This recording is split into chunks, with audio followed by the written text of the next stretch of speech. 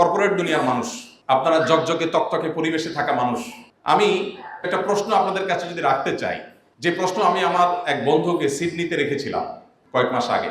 তিনি মস্ত বড় ইঞ্জিনিয়ার, বড় একটা কোম্পানিতে খুব হ্যান্ডসাম একটা স্যালারিতে জব করেন অনেক দিন থেকে। আমি তাকে বললাম, আচ্ছা ভাই বলেন তো, আপনি হ্যান্ডসাম একটা অ্যামাউন্ট পাচ্ছেন মান্থলি, আপনি অনেক পড়ালেখা করেছেন, অনেক কষ্ট করেছেন, এই সব কিছু করে আলটিমেটলি আপনি কি করছেন?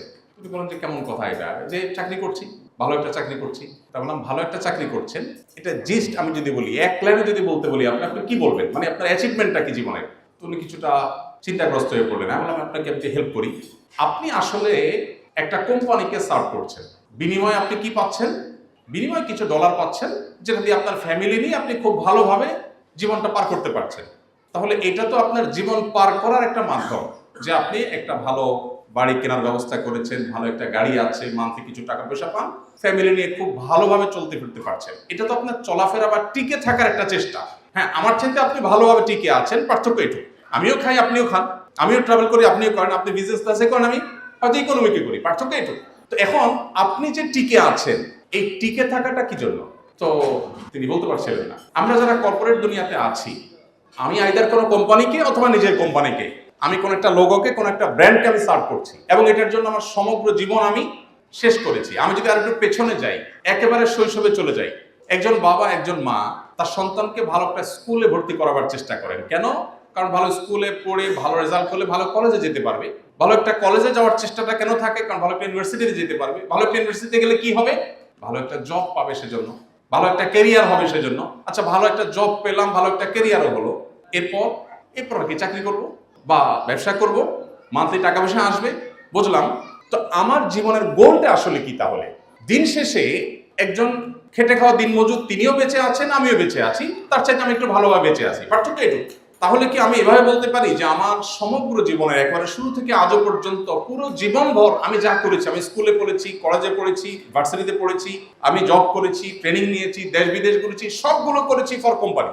কোম্পানিকে আমার সারা জীবন দিয়ে শেষ মুহূর্তে এসে আমি রিটায়ারমেন্টে গিয়ে এবার মৃত্যুর জন্য অপেক্ষা করছি। তো কোম্পানির জন্য সারা জীবন আমি দিলাম, কোম্পানি আমাকে কি দিল?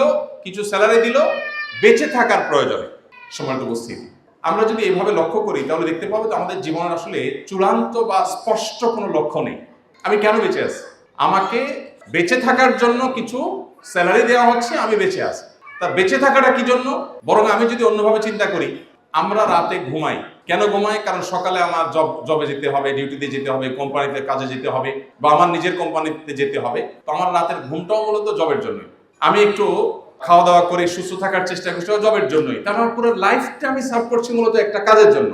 এভাবে একটা সিস্টেমের মধ্যে আমরা সবাই প্রবেশ করে গেছি। এমনকি দুর্ভাগ্যজনক বাস্তবতা হলো, এখন আমরা ফ্যামিলিকে সময় দেওয়ার সুযোগ পাই না, এবং যার কারণে প্রত্যেকটা পরিবারে এখন টাকা পয়সা, ভোগবিলাসের উপায় উপকরণ, আমাদের সামাজিক মর্যাদা ইত্যাদি, এগুলোর কমতি আমাদের না থাকলেও সুখ এবং মানসিক প্রশান্তির বড় বেশি অভাব। এই জায়গাটাতে আমাদের নতুন করে রিয়ালাইজ করার সুযোগ আছে। সিয়াম বা রমজান আমাদেরকে সেই জিনিসটিকে দারুণভাবে উদ্বুদ্ধ করে, সেই জিনিসকে দারুণভাবে শেখায়।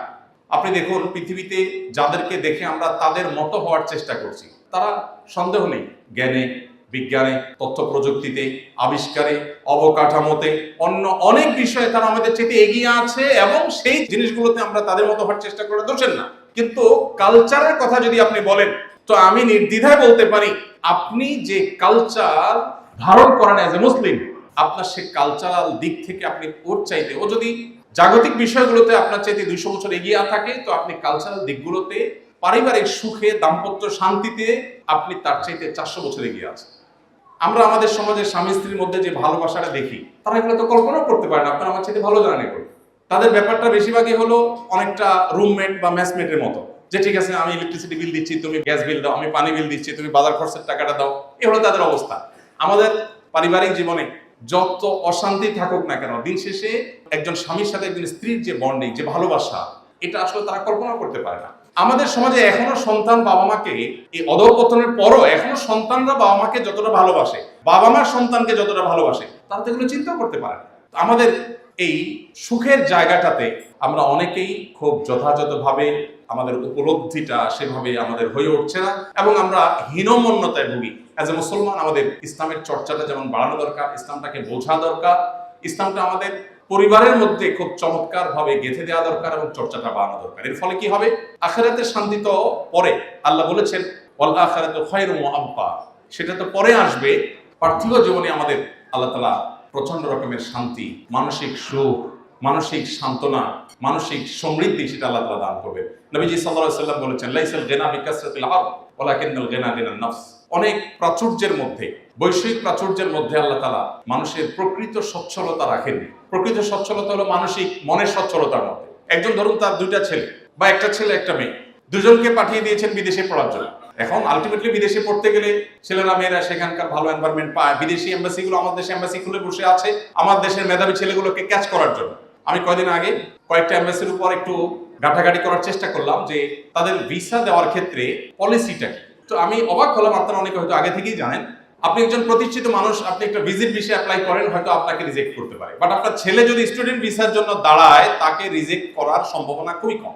অবাক করার ব্যাপার না? আপনি একজন প্রতিষ্ঠিত ব্যবসায়ী, হয়তো আপনাকে রিজেক্ট করতে পারে, কিন্তু আপনার ছেলে যদি মোটামুটি তাদের পারপাস সার্ভ করে তাহলে তাকে তারা ভিসা দিয়ে দিবে। কোন কোন দেশ আছে 95% বেশি তারা স্টুডেন্ট ভিসা তারা আপনার অ্যাপ্রুভ করে। কাহিনী কি? আপনি বলবেন তারা জ্ঞান বিজ্ঞানকে অনেক অ্যাপ্রিসিয়েট করে, তারা এই দেশ থেকে, তারা এই দেশের ছেলেরা ওখানে জ্ঞান বিজ্ঞান অর্জন করতে যাবে, পড়ালেখা করতে যাবে, অ্যাপ্রিসিয়েট করে। বাস্তবতা কি আসলে তাই?